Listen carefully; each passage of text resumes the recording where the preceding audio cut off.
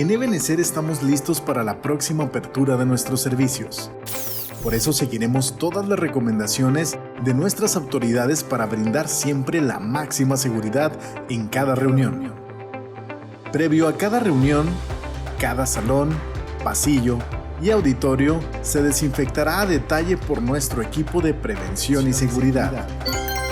Al ingresar a nuestros campus, deberá seguir las siguientes indicaciones. 1. Uso obligatorio de cubrebocas. 2.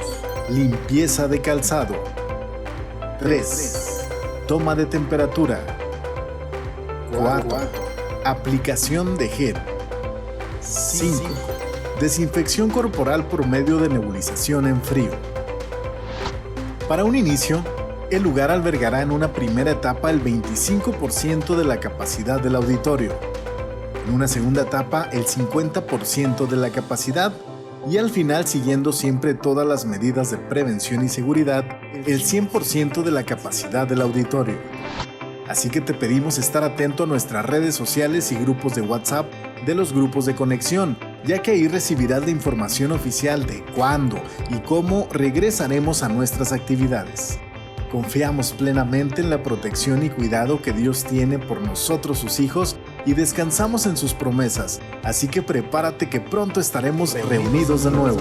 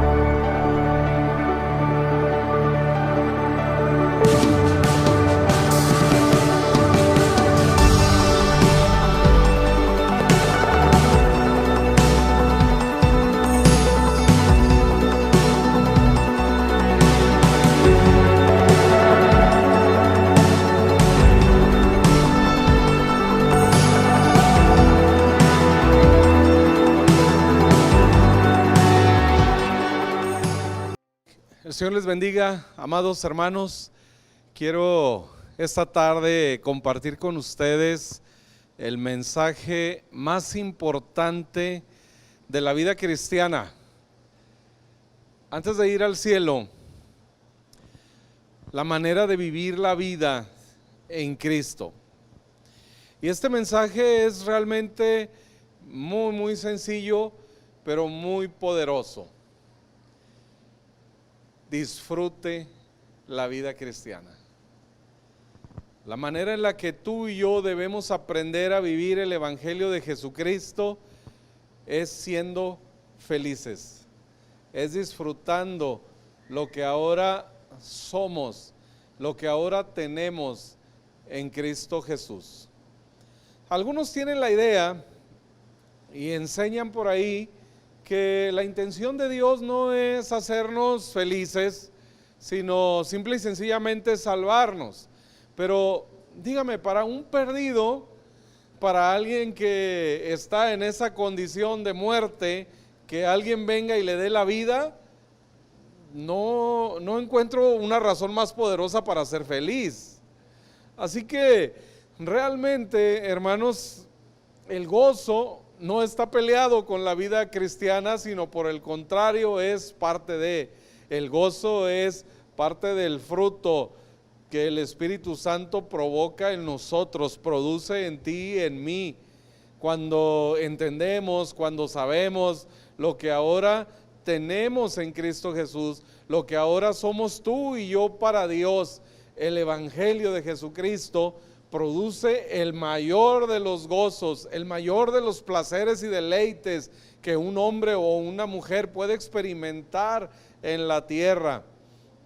Así que yo quiero invitarte hoy, a partir de esta enseñanza de la Escritura, a que sigas disfrutando tu vida en Cristo, a que aprendas a disfrutar la vida en Cristo. Lamentablemente les digo, hay personas que conocen todo de la vida cristiana, toda la teología del Evangelio, pero no saben cómo disfrutarlo, no saben cómo realmente compartir este Evangelio glorioso que dice el apóstol Pablo allá en la primera carta a Timoteo, en el capítulo 1, el verso 11. Según el glorioso Evangelio, el Evangelio que tú y yo predicamos es glorioso. Y dice que este Evangelio es del Dios bendito. Aquí la palabra bendito, una mejor traducción del original en el griego, que es la palabra Makarios, sería el Dios feliz.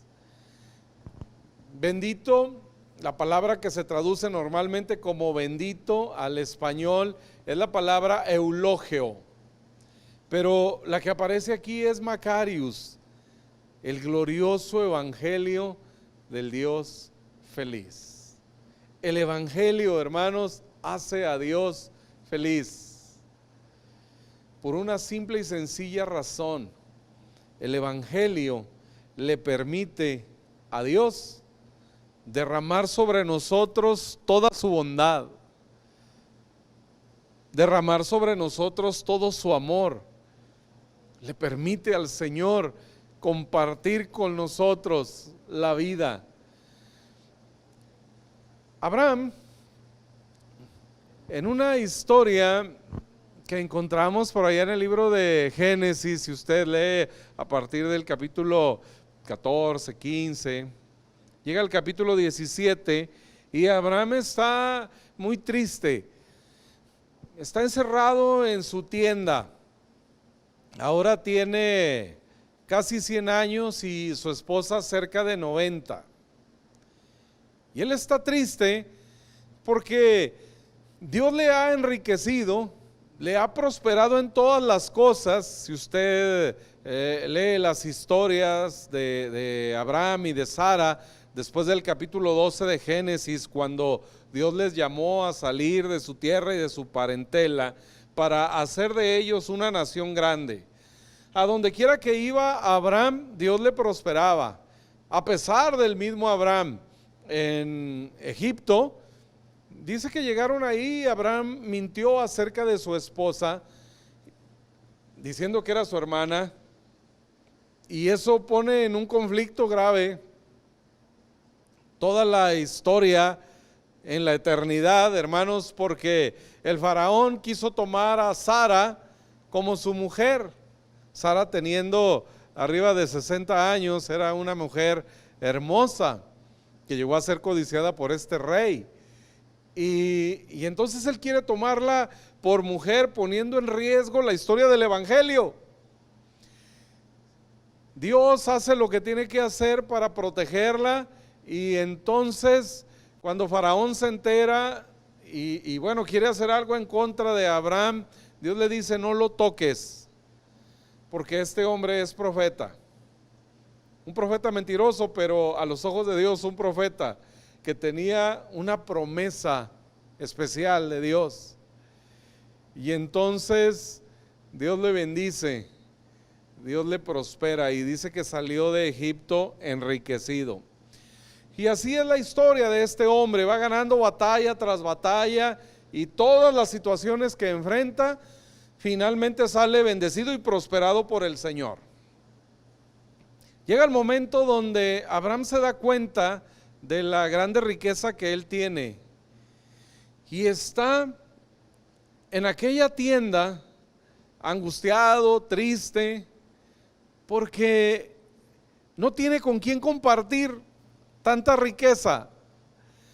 Él dice: ¿quién me va a heredar?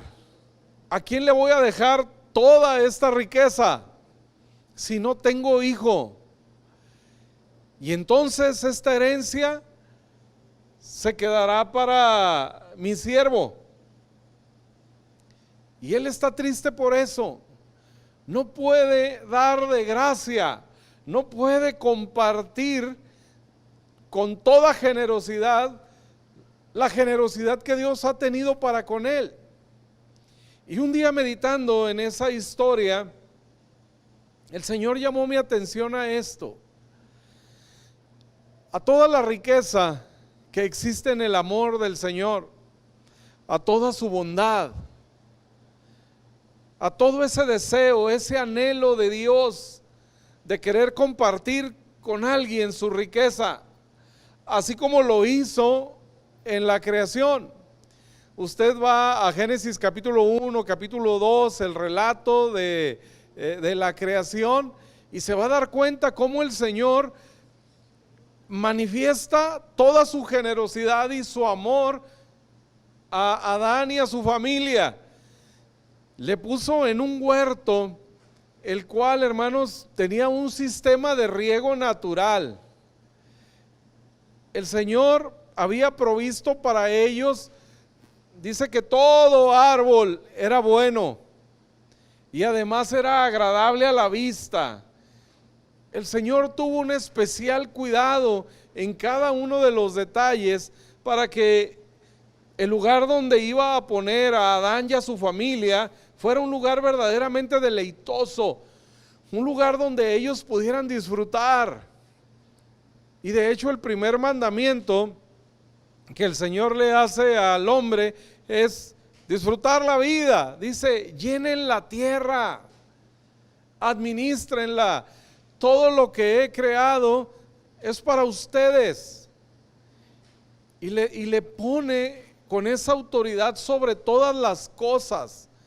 El Señor no faltó un solo detalle para que Adán y su familia vivieran en plenitud. Absolutamente cuidó todos los detalles para que ellos pudieran disfrutar de esto. Sin embargo, el pecado pone una barrera entre Dios y su amor y su generosidad y el hombre. Ahora Dios no puede ser tan generoso con el hombre porque ahora hay esta tremenda barrera por el pecado. Ahora Dios no puede manifestar todo lo que Él tiene. Y el Señor me permitió ver la tristeza que había en Abraham al ver toda esa riqueza con la que el Señor le había coronado y no tener con quién compartirla por amor, sino por ley. Es decir, al morir Abraham y no tener descendencia, ¿quién le habría de heredar? Bueno, pues los trabajadores. Esa era una cuestión legal. Así tendría que ser. Alguien habría de disfrutar de toda esa riqueza, pero no alguien a quien él amara de una manera especial. Y eso es el sentimiento que hay en Dios a causa del pecado, de la barrera que el pecado puso entre Él y nosotros. Ahora Dios no puede manifestar toda su generosidad. Esa es la razón, hermanos, por la que Pablo en Timoteo capítulo 1 verso 11 nos dice que el evangelio hace a Dios feliz.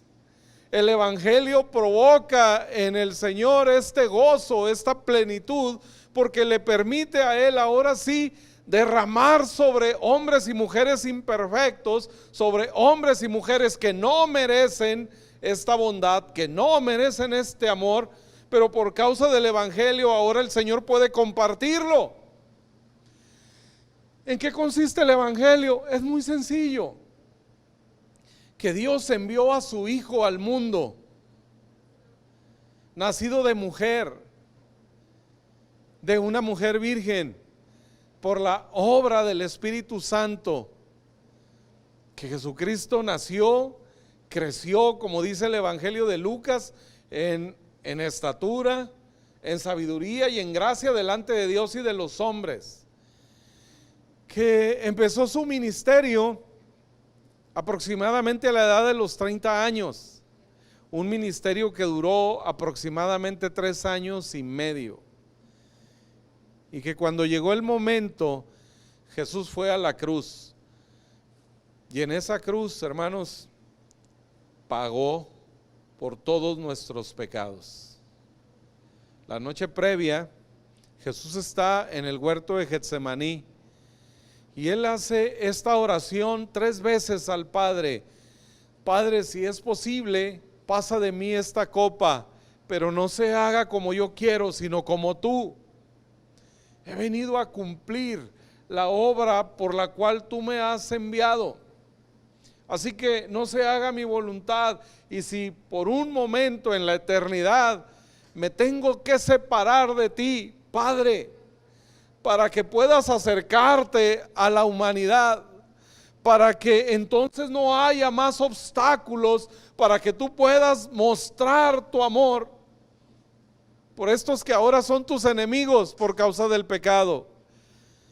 3 veces hizo Jesús esta oración, y después de esto afirmó su rostro, sabiendo lo que iba a hacer por nosotros, y anteponiendo el gozo, enfrentó el oprobio, enfrentó el desprecio, enfrentó el sufrimiento, y enfrentó, queridos hermanos, en aquella cruenta cruz, toda la ira de Dios, recibiendo el castigo de un Dios airado por causa del pecado, recibiendo el pago justo que tú y yo merecíamos.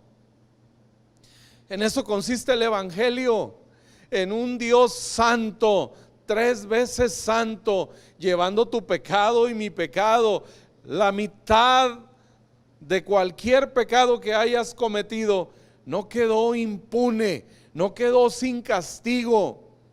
El propósito de la justicia se cumple en la cruz, pero también el máximo propósito del amor es en la cruz del evangelio de Jesucristo, donde la justicia y el amor se encuentran.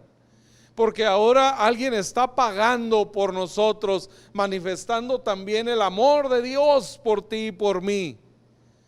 Ahora Jesús está pagando lo que tú y yo debíamos, y le está pagando al Padre de una manera exagerada.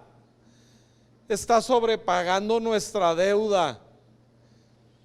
Y ahora Jesús recibe el castigo, toda la ira de Dios, hasta extinguirla.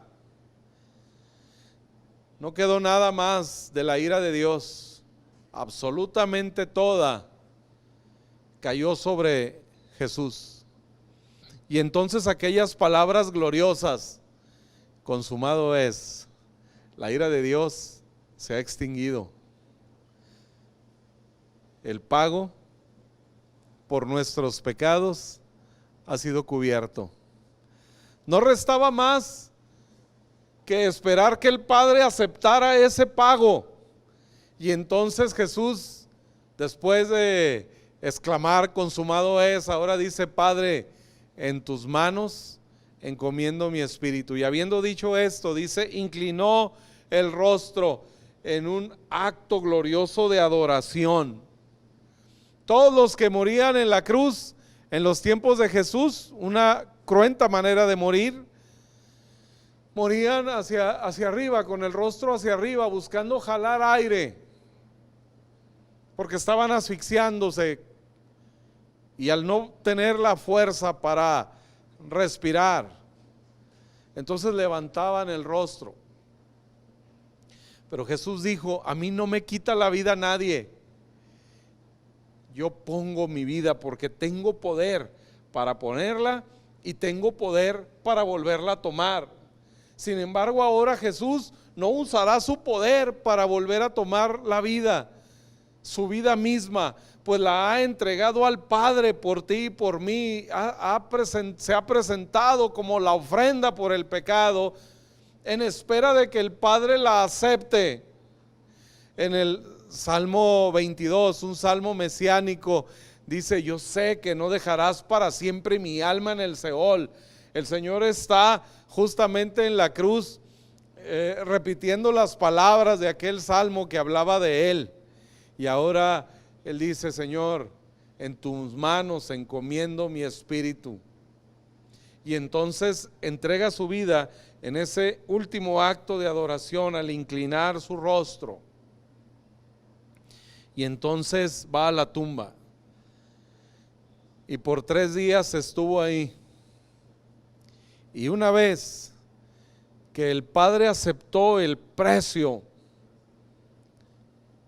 por nuestro pecado, el rescate, la redención,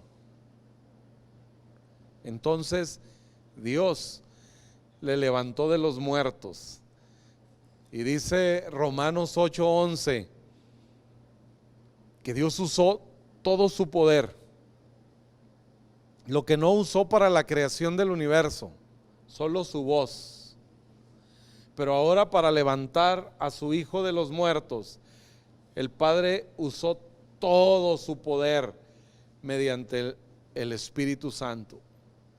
Y entonces levantó de los muertos a Cristo como testimonio, hermanos, de que nuestra deuda ha quedado saldada, ha quedado pagada completamente. No hay nada más que hacer. Jesús ha completado el pago y el Padre lo ha aceptado. Eso es el Evangelio. Por eso es glorioso, porque un ser divino, perfecto, el Dios eterno, ha pagado por nuestra deuda, la deuda de hombres y mujeres que aún le rechazábamos, porque cuando estábamos muertos en nuestros delitos y pecados, Cristo murió por nosotros. No es que de pronto la humanidad quiso cambiar, no es que de pronto el mundo dijo, Dios, haz algo para salvarnos. No, hermanos, habían pasado de hecho 400 años en los que Dios no había hablado al hombre. Entre el último libro del Antiguo Testamento, que es el profeta Malaquías, y las primeras palabras del Nuevo Testamento, hermanos, pasaron 400 años. ¿Usted se imagina la capacidad del hombre de vivir lejos de Dios? No es que la humanidad entró en un periodo de oración y ayuno para buscar al Señor, no. Vivían cómodos en su manera pecaminosa de vivir, enfrentando las consecuencias de su pecado, creyendo que no había otra manera de vivir, creyendo que la vida era así de difícil, así de dura, como en nuestros tiempos todavía mucha gente lo acepta, ¿no? ¿Han escuchado ustedes la frase, así es la vida? En la vida hay sufrimiento, hay dolor, así es la vida. Así estaba la humanidad. Pero Dios interrumpe esa historia de muerte enviando a su Hijo Jesucristo a resolver nuestro problema eterno y quitar de en medio de nosotros y Dios aquella barrera que le impedía a Dios manifestar la generosidad de su amor y su bondad. Es por eso, hermanos, que el Evangelio hace a Dios feliz. Es por eso que el Evangelio es así de glorioso. Y ahora nosotros podemos disfrutar, queridos hermanos, de toda la bondad del Señor. Dígame si eso no hace a un hombre feliz. Hace 40 y tantos años que con mi familia llegamos a la iglesia cristiana, y siendo yo todavía un niño, tenía 6 años, recuerdo un canto, una alabanza que se entonaba en algunos de los servicios. Solo Dios hace al hombre feliz. Solo Dios hace al hombre feliz. Y ese canto, siendo un niño yo, impactó mi vida. Y hermanos, durante 40 y tantos años lo he comprobado. Solo Dios hace al hombre feliz. Nada más. La riqueza, la fama, lo que sea. Vea a nuestro alrededor cómo vive la gente famosa, cómo vive la gente con dinero. Solo Dios hace al hombre feliz, hermanos. Y ahora el Evangelio le permite al Señor acercarse a hombres y mujeres como tú y como yo. El Evangelio de Jesús acerca la bondad de Dios a un endemoniado en Gadara, en la región de Gadara. Jesús fue hasta allá al encuentro de un hombre despreciado por todos, al que todos temían, aquel con quien nadie quisiera encontrarse. De hecho, habitaba este hombre en los panteones. Le ataban y él rompía las cadenas. Pero Jesús va al encuentro de ese hombre. No tiene ninguna otra posibilidad. Seguramente intentaron de muchas maneras y nunca pudieron rescatarlo. De hecho, este hombre estaba poseído por una legión de demonios. No era uno solo, una legión, miles de demonios. Pero Jesús sale a su encuentro, hermanos, y con una sola palabra liberó a aquel hombre. Vete, le dijo a aquella legión de demonios, y todos a una salieron de aquel hombre. Y ahora este hombre está sentado ahí, cuerdo, en sus cabales y vestido. El Evangelio le permite a Dios acercarse a una mujer avergonzada por la vida que había llevado. 5 maridos había tenido y el que ahora tenía no es su marido, dice. Una mujer que tiene que ir a cumplir sus labores domésticas públicas, de ir y sacar agua del pozo a mediodía, a la hora más impráctica. El clima en Israel es muy parecido al clima desértico de nuestra región. Usted se imagina salir a las 12 del mediodía a hacer algún trabajo. Imagínese un trabajo de este tipo para una mujer. Pero ella prefería hacerlo así para no enfrentar el señalamiento de la gente, la burla por la vida que esta mujer había llevado. El Evangelio de Jesucristo, el glorioso Evangelio de Jesús, le permite a Dios ir hasta la casa de un publicano, Zaqueo, y sentarse a la mesa con él. No importa que todos a su alrededor le juzguen, le critiquen y le digan: este hombre come con pecadores y bebedores. Este hombre está en reuniones con gente despreciable. El Evangelio le otorga a Dios esa posibilidad. El Evangelio, hermanos, es Cristo mismo. Y ahora, por medio de Él, Dios puede acercarse a personas así como tú y como yo. El Evangelio es glorioso y hace a Dios feliz, porque el Evangelio transforma la vida de las personas. Así que tanto aquel endemoniado gadareno, como aquella mujer samaritana, como aquel cobrador de impuestos Zaqueo, y como muchos otros que encontramos en la Escritura, el arrebatado Pedro, y todos los demás, los hijos de Zebedeo y los demás, personas, en Hechos dice, del vulgo, fueron transformados. El Evangelio hace feliz a Dios porque es su poder mismo para salvar. Aquel del cual Pablo dice, yo no me avergüenzo del Evangelio de la gracia, no me avergüenzo del Evangelio porque es el poder de Dios para transformar, porque es el poder de Dios para salvar. Por eso el Evangelio hace feliz a Dios, porque a través de este transforma la vida de las personas, transforma la vida de una familia, restaura, rescata, salva a los matrimonios, salva a nuestros hijos, salva, hermanos, a las personas en necesidad. El Evangelio de Jesucristo no tiene que ver solamente con el perdón de pecados, que eso basta y sobra.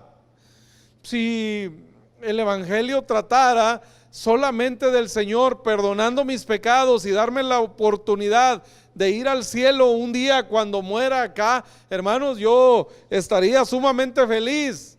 No importa lo que tenga que sufrir aquí, si al final sé que cuando mi vida en la tierra termine, sin importar que termine perdido en la calle, pero al final ir a la eternidad con Él basta y sobra.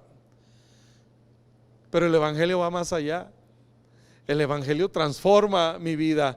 El Evangelio es poder de Dios para que tú y yo vivamos de este lado del cielo también y enfrentemos esta crisis de pandemia y esta crisis económica y lo demás que habrá de venir con la seguridad, queridos hermanos, de que el Evangelio, el glorioso Evangelio del Dios feliz, le da a Él la oportunidad de protegerme, de bendecirme, de manifestar su amor por mí.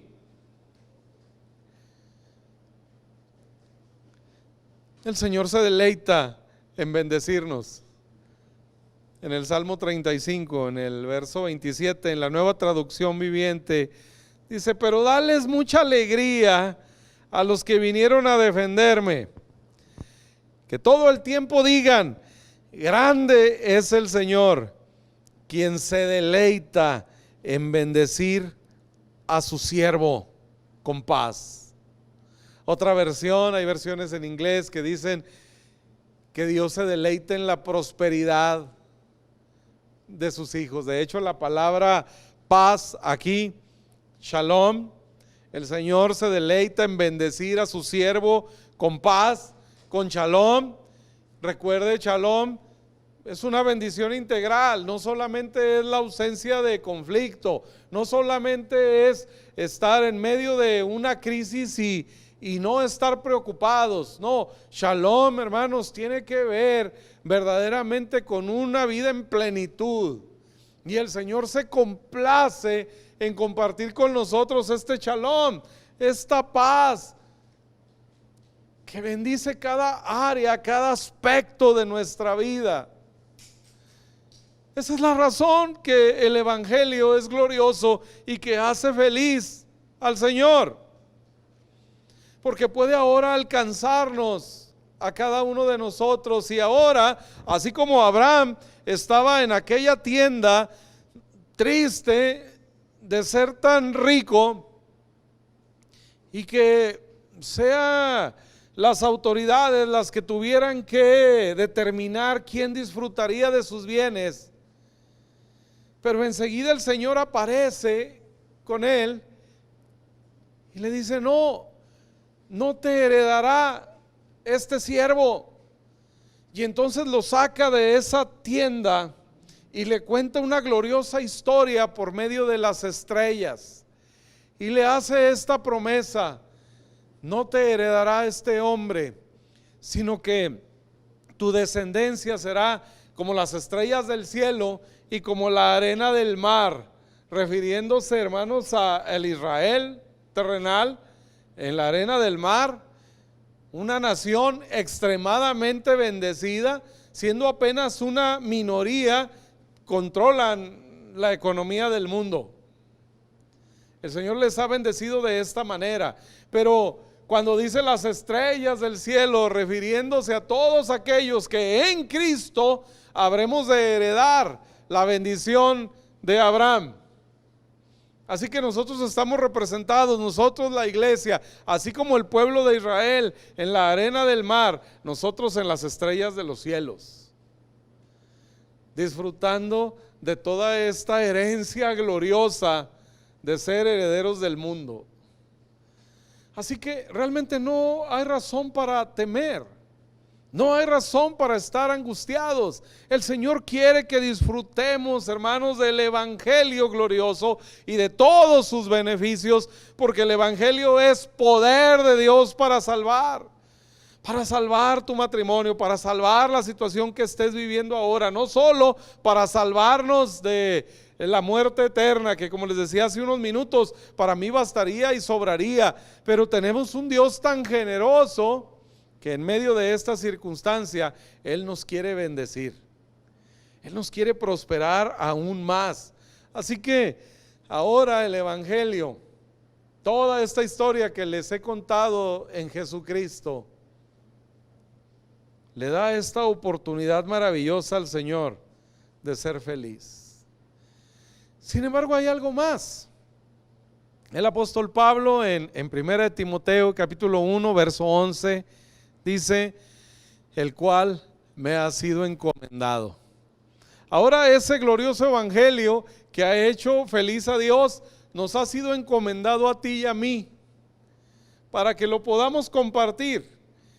En Juan 17, Jesús está orando al Padre y Él ora por ti y por mí y dice: no ruego solamente por estos, sino también por los que han de creer en mí por la palabra de ellos, por los que han de creer en el evangelio por el testimonio de ellos.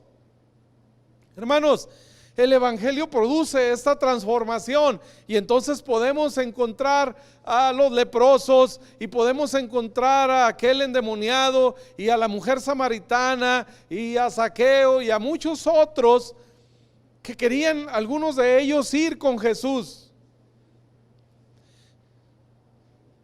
Jesús les dijo esto: no, ve a tu casa, vayan con su gente, vayan con el pueblo y simple y sencillamente díganle lo que yo he hecho por ustedes. No los mandó a un seminario primero, no les enseñó una clínica de evangelismo explosivo y demás cosas que nosotros a veces hemos aprendido, ¿no? Y que lo único que han logrado hacer es desprogramarnos de lo que naturalmente deberíamos de estar haciendo. Porque un día alguien nos dijo que evangelizar era cuestión de técnicas, de estrategias, y vamos ahora a hacer una campaña y ahora vamos a hacer aquello y esto y lo otro, y entonces por muchos años la iglesia cristiana buscamos traer a la gente al templo. Y ahora el Señor, hermanos, nos ha sacado de los templos. Y recuerdo hace poco en un chat de pastores el interés de todos ellos de cuándo habríamos de volver y bajo qué condiciones y todo ese tipo de cosas, y que la iglesia necesita estar otra vez en los templos. Y mandaban por ahí algunas referencias históricas recientes, por ejemplo, que muchos templos en Europa, particularmente en Inglaterra, ahora se usan como hoteles, incluso como bares y discotecas. Y entonces empezaron a vertirse comentarios ahí de ¡qué tragedia! Y yo solo alcancé a ponerles: yo no lo vería así. ¿Qué tal que solo es el plan de Dios para sacarnos y vivir el evangelio entre la gente, como lo hizo con todas estas personas a las cuales transformó, como hoy lo quiere hacer contigo y conmigo? como quiere el Señor que tú y yo vayamos por todo el mundo y prediquemos este glorioso evangelio que hace a Dios feliz. Así que en este tiempo la oración de Jesús en Juan 17 sigue vigente, ahora orando por nosotros, por ti y por mí, que hoy somos la iglesia, que hemos creído ya por el testimonio de otros, por la palabra de otros que nos hablaron y nos invitaron a conocer a Jesús. Ahora Él quiere y está pidiendo para que el Señor nos guarde a nosotros. Dice: no te ruego que los quites del mundo, solo quiero que los guardes del mal, porque todavía han de creer en mí muchos por la palabra de estos, de ti y de mí. En esta región donde ahora estamos, en medio de esta pandemia, donde quiera que tú estés, porque hoy nos escuchan, gracias a Dios, hermanos, en diferentes partes del país, de la Unión Americana y seguramente en otros países, Colombia y sé de algunos otros por ahí que nos escuchan. Ya nosotros no podemos limitar esto, no lo podemos contener y tampoco tenemos idea a dónde está llegando en este momento o llegará en los próximos días estos mensajes. Bueno, a ti, hermano, donde quiera que estés, en cualquier parte del mundo, el Señor quiere todavía usarte para que por la palabra tuya muchos otros crean en Jesús, muchos otros crean en el evangelio del Dios feliz. Él nos ha encomendado este evangelio, nos ha sido encomendado. No necesitas mayor capacitación, como les decía hace unos segundos, ¿no? Lamentablemente en las estrategias, en los planes, creamos en las iglesias comisiones, ¿sí? Pues la comisión de evangelismo, y por muchos años fueron los responsables de evangelizar, y eran 2 o 3 personas, y a veces se les armaba un equipo de 5, 6, 10, 20, los que fueran, según el tamaño de la iglesia, los cuales no hacían nada. Y de pronto organizaban una campaña y nosotros insistíamos en traer a la gente al templo y no venía nadie. ¿Saben por qué? Porque la gente lo más que conocía del cristianismo es que éramos un montón de amargados, que no sabíamos ni sonreír. La gente lo más que conocía de nosotros eran las cosas que nos eran prohibidas. Y entonces decían: ah, es que tú eres hermano, ¿verdad? Sí, no bailas, no fumas, no tomas, ¿no? Qué aburridos, ¿no? Era lo más que sabían, que éramos un montón de personas que nos sometíamos a una serie de reglamentos y que lamentablemente todos esos reglamentos, hermanos, nos impedían salir a la calle con una sonrisa. A veces salía la gente del templo más angustiada, más cargada que feliz. A veces salíamos hasta enojados entre nosotros porque queríamos defender estructuras de hombres que hoy, hermanos, no existen más. Que hoy, a través de esta pandemia, toda la estructura que por años los hombres quisimos darle una forma a la iglesia a través de esa estructura, hoy no existe más, hermanos. Hoy el Señor nos ha mandado a ir por todo el mundo y habremos de regresar a nuestros templos, por supuesto que sí, y habremos de disfrutar estar juntos muy pronto, pero entendiendo esto, que nos ha sido encomendado el glorioso evangelio de un Dios feliz, no de un Dios tirano, no de un Dios enojado, no de un Dios que juzga, sino de un Dios que es feliz, un Dios que le hace feliz llegar con el drogadicto, llegar con el que está encarcelado ahora purgando una condena, llegar con el fracasado, el que ha fracasado en 2 o 3 matrimonios, llegar con el hombre y la mujer que han hecho pedazos su vida, que han malgastado sus talentos y sus riquezas.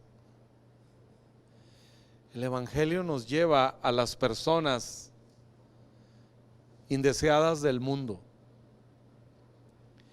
a todos aquellos rechazados, a todos aquellos que hoy están en necesidad, y por supuesto que habrán de venir a nuestra iglesia, y por supuesto que habremos de tener un lugar maravilloso para congregarnos,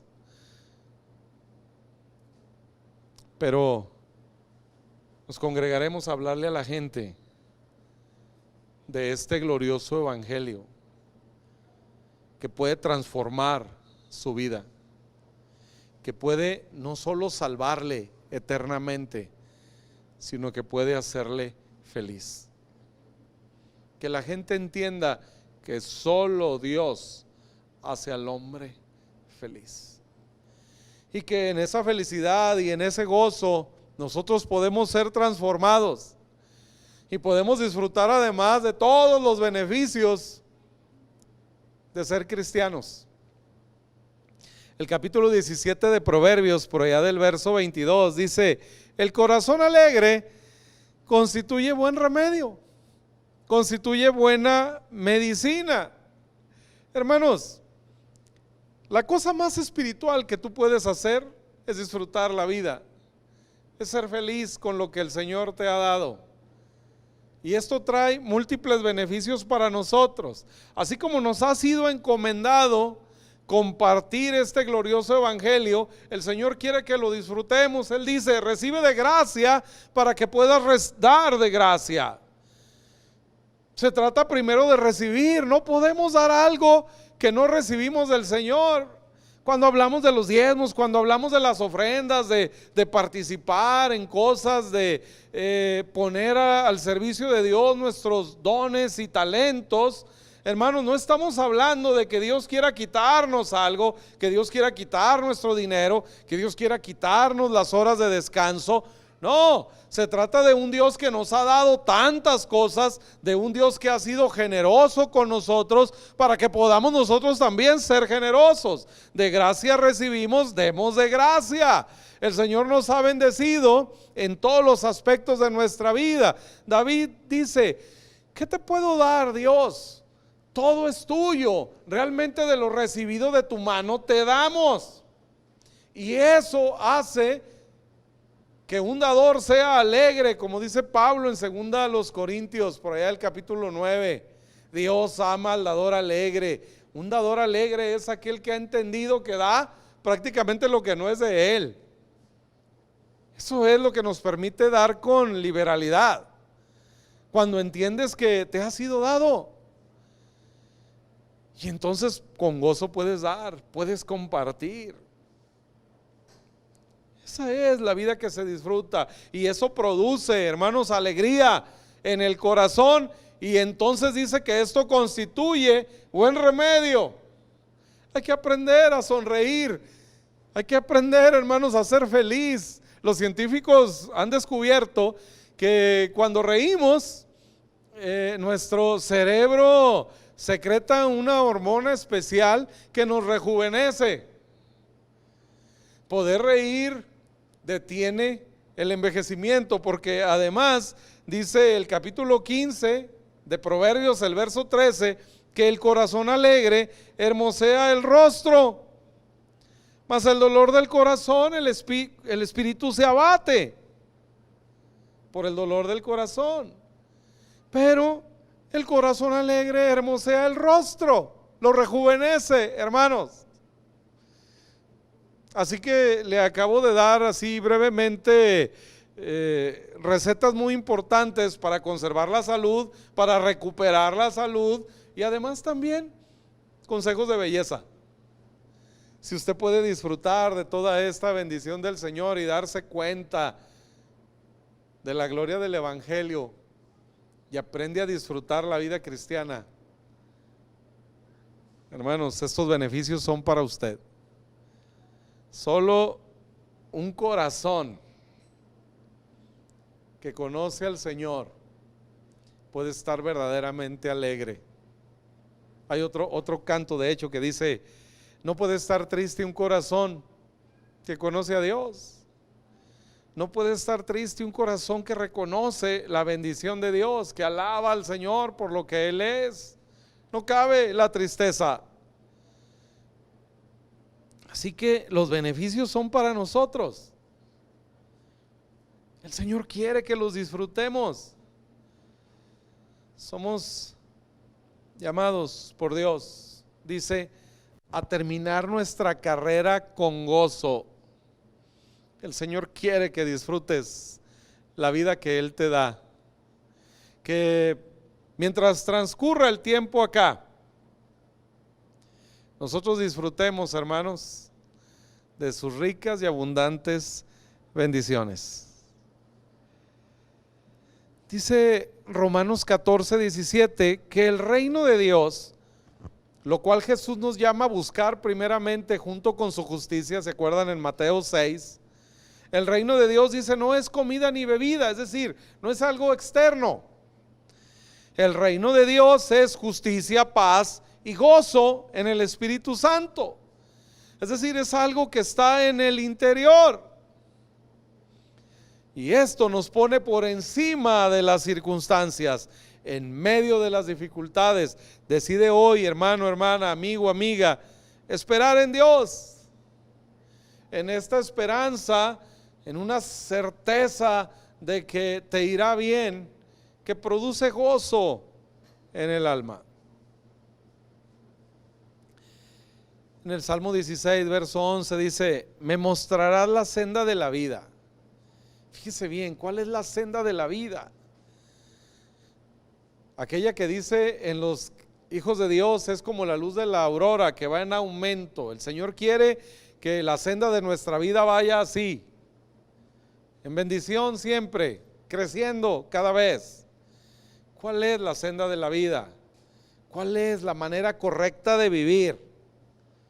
Nos lo va a mostrar aquí en este verso. Él nos va a mostrar la manera de vivir la vida abundante que Jesús nos ofrece, de disfrutar la vida. ¿Quieres saber cuál es esa manera? Dice: en tu presencia hay plenitud de gozo, delicias a tu diestra para siempre. Jesús está a su diestra. Delicias en Jesús para siempre. El verdadero deleite de la vida está en Jesús. La senda de la vida, la mejor manera de vivir de este lado del cielo, hermanos, es estar en su presencia, porque en su presencia hay plenitud de gozo. Y quiero terminar con una palabra profética de la Escritura para nosotros en esta tarde. Job, en medio de aquella crisis que vivió, aquellos 9 meses, nosotros llevamos 5 meses aproximadamente de crisis, de encierro, de malas noticias tras malas noticias. En la vida de Job fueron aproximadamente 9 meses, y con esto no estoy diciendo que faltan otros 4 meses, yo no sé, puede ser menos, puede ser más incluso. Pero aquí está esta palabra profética para ti, para tu familia, para nuestra iglesia, donde quiera que estemos. Aunque hoy, hermanos, podemos estar llorando incluso por la pérdida de algún ser querido, por la condición médica de algún familiar, pudiéramos estar hoy preocupados por nuestra situación económica, y algunos no solo preocupados, sino ya llorando porque están en medio de una crisis fuerte. Esta palabra del Señor para ti: aún llenará tu boca de risa y tus labios de júbilo. Tú que estás hoy lamentando algo, tú que estás hoy preocupado, angustiado por algo, recuerda esta palabra del Señor: aún el Señor llenará tu boca de risa y tus labios de júbilo. Va a llegar el momento pronto, hermanos, que esta situación va a cambiar, y lo que hoy nos hace llorar y lo que hoy nos hace estar preocupados, eso cambiará, y nuestros labios se llenarán de júbilo, de gratitud a Dios, porque habrá mostrado en nosotros su gloria, porque habrá mostrado en nosotros su salvación, aquella salvación que dice el Salmo 91. Le bendeciré, le glorificaré, le saciaré de larga vida y le mostraré mi salvación. Y eso producirá en nosotros, en nuestros labios, hermanos, júbilo. Y la última palabra profética para despedirnos. Vayan por favor al Salmo 126, el verso 1. Vamos a orar, y después de esta oración nos vamos a despedir con este salmo. Prepare su Biblia, prepare a su familia para esta bendición final. Padre, cuánto agradecemos que nos permitas hoy meditar en tu palabra y darnos cuenta de este glorioso evangelio que a ti te hace feliz, porque te acerca a nosotros que éramos en otro tiempo indignos, adversos a ti. Mas ahora el evangelio ha quitado toda barrera, y ahora puedes acercarte al perdido. Ahora puedes acercarte a nosotros que estábamos muertos en nuestros delitos y pecados, para darnos vida juntamente con Jesús. Gracias, gracias por el evangelio de la gracia. Gracias por Jesucristo y su obra redentora en nuestro favor.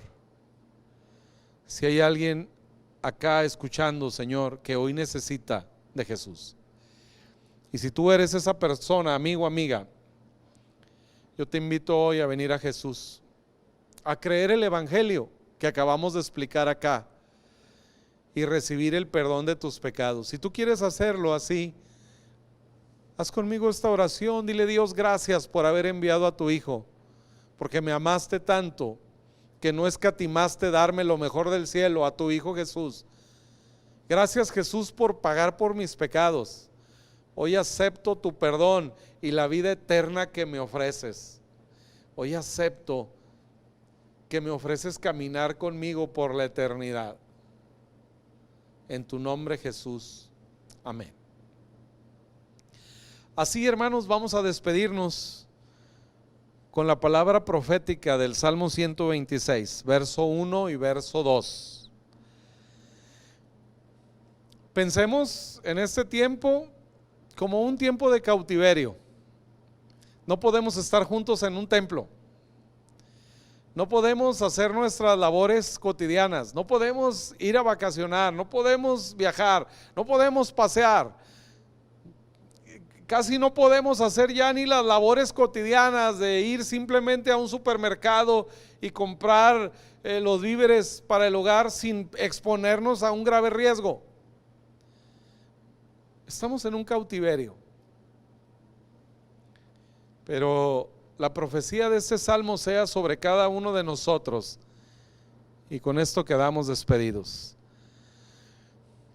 Cuando Jehová hiciere volver la cautividad de Sión, tú y yo, hermano, hermana, tu familia y mi familia, nuestra iglesia, seremos como los que sueñan. Y entonces nuestra boca se llenará de risa y nuestra lengua de alabanza, y estaremos reunidos todos juntos pronto en torno a Jesucristo, y estaremos así con nuestra boca llena de risa y nuestra lengua llena de alabanza al Señor. Qué momento glorioso, hermanos, que habremos de disfrutar muy pronto, ustedes y yo, la iglesia de Jesús. Y entonces dirán entre las naciones: grandes cosas ha hecho Jehová con estos sus hijos. Entonces el mundo reconocerá, hermanos, que Dios ha guardado a su iglesia, porque veremos instituciones caer, veremos corporativos, empresas, gobiernos caer, pero la iglesia de Jesucristo, como lo ha hecho durante 2000 años, seguiremos de pie. Seguiremos, hermanos, alabando y glorificando a nuestro Dios. Y cuando el mundo haya colapsado y nosotros estemos de pie alabando y glorificando a nuestro Dios, celebrando las cosas grandes que el Señor ha hecho con nosotros, entonces el mundo dirá, las naciones completas dirán, grandes cosas ha hecho el Señor con ellos. Y entonces el mundo va a querer conocer el glorioso evangelio del Dios feliz. Y ahí estaremos tú y yo para, con una sonrisa en el rostro, compartirles la bendición de la salvación en Cristo Jesús. Felicidades, hermanos, hermanas, por ser parte de la iglesia. Disfruta la vida en Cristo. Sé feliz. Dios los bendiga. Nos vemos la próxima.